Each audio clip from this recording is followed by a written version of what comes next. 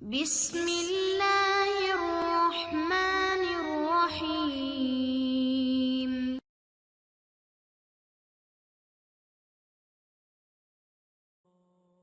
پہلے زمانے میں کوئی بڑا جلیل القدر بادشاہ گزرا۔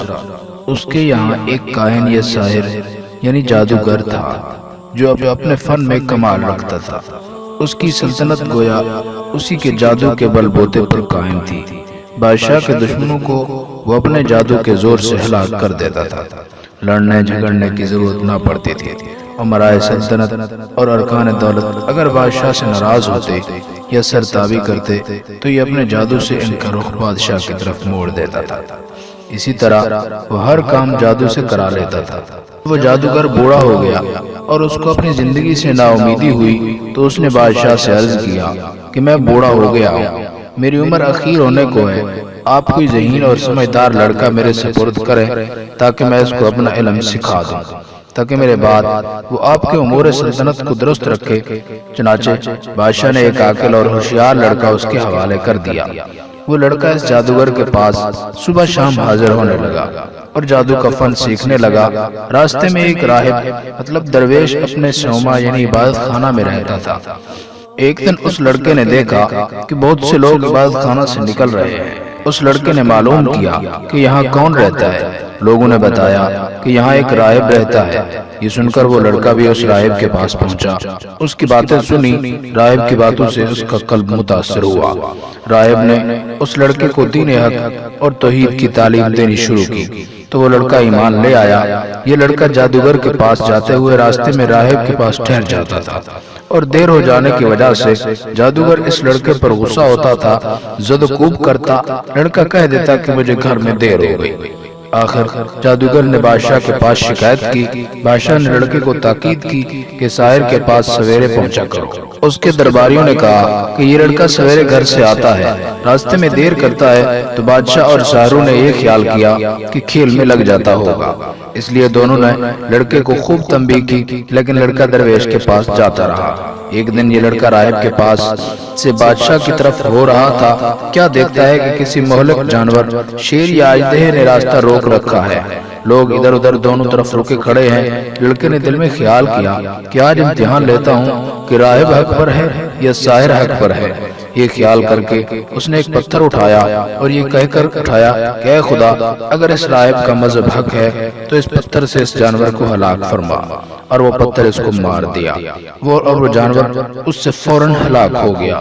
لوگوں نے یہ واقعہ دیکھا تو کہنے لگے کہ اس کو جادوگری میں کمال حاصل ہو گیا۔ لڑکے کو ہر جگہ تعریف ہونے لگی اور اس کی خوب شہرت ہو گئی۔ آہستہ آہستہ یہ خبر راہب تک بھی پہنچ گئی۔ اس نے لڑکے کو تنہائی میں بلا کر کہا، بیٹا، تجھ کو اللہ نے بزرگی اور کمال سے نوازا ہے۔ میں جانتا ہوں تیرا رتبہ بہت بلند ہوگا اور تو کسی آزمائش میں مبتلا ہوگا، لیکن یاد رکھنا میں بہت کمزور اور بوڑھا ہوں، کسی کو میرا پتہ نہ دینا۔ لڑکے سے قول و قرار لے کر راہب مطمئن ہو گیا۔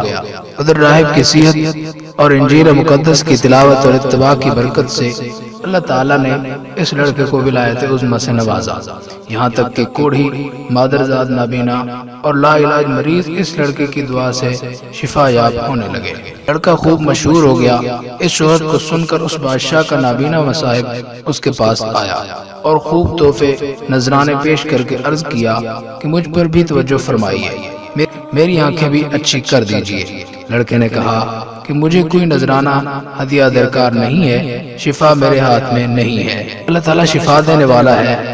اگر آپ اللہ وحدہ لا شریک پر ایمان لائیں اور شرک اور بت پرستی سے توبہ کر لیں تو میں اللہ سے دعا کروں گا، پروردگار عالم آپ کی بینائی واپس عطا فرما دے گے۔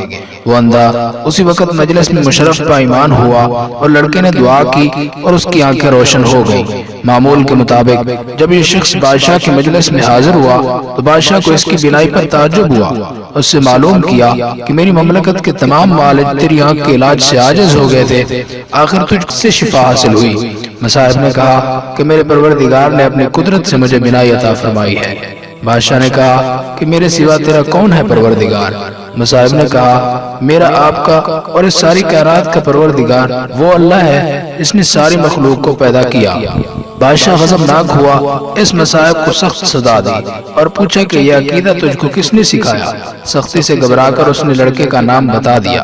بادشاہ نے لڑکے کو بلایا اور کہا کہ تجھ کو میری پرورش اور میرے جادوگر کے فیض سے یہ کمال حاصل ہوا ہے۔ لڑکے نے کہا کہ میرے اور آپ کے اور جادوگر کے ہاتھ میں شفا نہیں ہے، یہ اللہ کی قدرت پر موقوف ہے۔ بادشاہ سخت ناراض ہوا اور اس کو کڑی سزا دلوائی اور کہا یہ لڑکا بہت غائب رہتا تھا، معلوم ہوتا ہے کہ یہ کسی جگہ جاتا تھا، وہاں اس کے خیالات بدل گئے۔ جادوگر نے بھی دربار میں حاضر ہو کر عرض کیا کہ یہ لڑکا مدت سے غائب ہے، میرے پاس نہیں آتا۔ بادشاہ نے کہا اسے سختی سے پوچھا جائے کہ یہ مدت سے کہاں رہا ہے اور کس کے پاس آتا جاتا ہے۔ جب سختی حد سے بڑھ گئی تو لڑکے نے مجبور ہو کر گوشہ نشین راہب کا نام بتا دیا۔ بادشاہ نے راہب کو گرفتار کر کے حاضر دربار کیا اور اسے کہا کہ اگر تو اپنے دین سے نہ پھرے گا تو تجھ کو آرے سے چیر دیا جائے گا۔ راہب نے کہا میں ہرگز اپنے دین برحق سے نہ پھروں گا اور جو مصیبت آئے گی اس پر صبر کروں گا۔ چنانچہ بادشاہ کے حکم سے اس راہب کو آرے سے چیر دیا گیا۔ پھر مصاحب کو بلا کر یہی کہا۔ مصاحب نے بھی دین برحق کو چھوڑنے سے انکار کر دیا، اس کو بھی آرے سے چیر کر شہید کر دیا گیا۔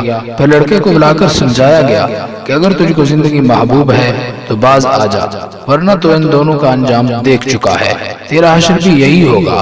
لڑکے نے بادشاہ کی بات ماننے سے انکار کر دیا تو بادشاہ نے چند آدمیوں کو حکم دیا کہ اس لڑکے کو پہاڑ کی چوٹی پر لے جاؤ اور اس کو خوب سمجھاؤ، اگر مان گیا تو اس کو بڑا مقام دوں گا اور اپنا مصاحب بنا لوں گا، اگر یہ باز نہ آئے تو پہاڑ کی چوٹی پر سے اس کو دھکیل دینا تاکہ اس کے اعضاء بھی پاش پاش ہو جائیں۔ جب اس کو پہاڑ پر لے گئے اور سمجھایا دھمکایا تو لڑکے نے اللہ سے اپنی حفاظت کی دعا کی۔ اسی وقت پہاڑ پر زلزلہ پیدا ہو گیا، شاہی لوگ پہاڑ سے گر کر ہلاک ہو گئے۔ لڑکا بعافیت گھر واپس آیا۔ بادشاہ نے پوچھا کہ وہ لوگ کہاں ہیں جو تجھ کو لے کر گئے تھے؟ لڑکے نے جواب دیا میرے پروردگار نے ان کے شر سے میری حفاظت کی اور ان کو ہلاک کر دیا۔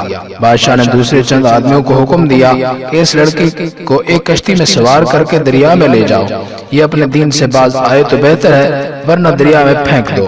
چنانچہ وہ اس کو دریا میں لے گئے اور سمجھایا۔ لڑکے نے پھر دعا کی تو کشتی الٹ گئی اور شاہی لوگ غرق ہو گئے اور لڑکا صحیح سالم واپس آ گیا۔ بادشاہ نے ماجرا پوچھا تو لڑکے نے پورا قصہ بیان کر دیا۔ اس لڑکے نے کہا اے بادشاہ تو مجھے مار نہیں سکتا، ہاں تجھ کو میرا قتل ہی مقصود ہے تو اس کی تدبیر میں بتاتا ہوں، اگر وہ تدبیر اختیار کرے گا تو مجھ کو مار سکے گا۔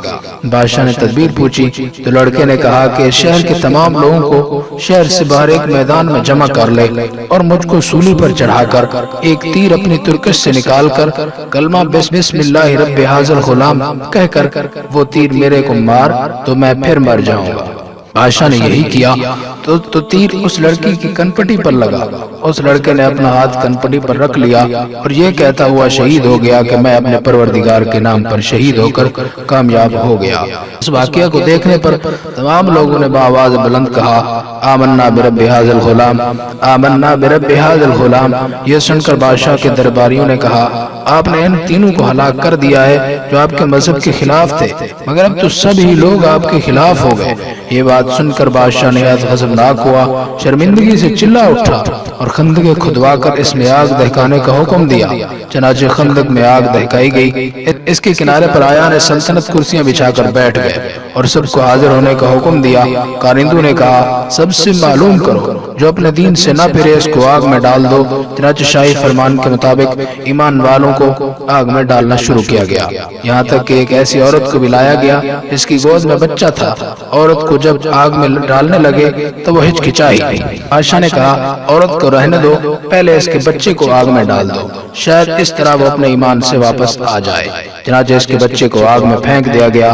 بچے نے بلند آواز سے کہا اماں جی آپ صبر کریں، بلا گھبراہٹ بسم اللہ پڑھ کر آگ میں کود پڑو، یہ آگ گلے گلزار بن جائے گی۔ عورت یہ سن کر بغیر کسی گھبراہٹ کے آگ میں کود گئی اور وہ آگ ایسی بھڑکی کہ اس نے بادشاہ اور اس کے مصاحبین کو جو کہ کرسیوں پر بیٹھے مظلوموں کو جلنے کا تماشا دیکھ رہے تھے سب کے سب کو جلا کر خاک کر دیا۔ حضرت ربیع بن انس رضی اللہ تعالیٰ عنہ فرماتے ہیں کہ اللہ تعالیٰ نے ان مسلمانوں کے آگ میں گرنے سے پہلے ہی ان کی روح قبض کر لی تھی، اس طرح ان کو اس آگ کی تکلیف سے اللہ نے محفوظ رکھا ہے۔ اس واقعہ سے ہمیں یہ سبق ملتا ہے کہ ایمان پر جب استقامت کے ساتھ انسان ڈٹ جائے تو یقیناً اللہ تعالیٰ کی مدد آتی ہے۔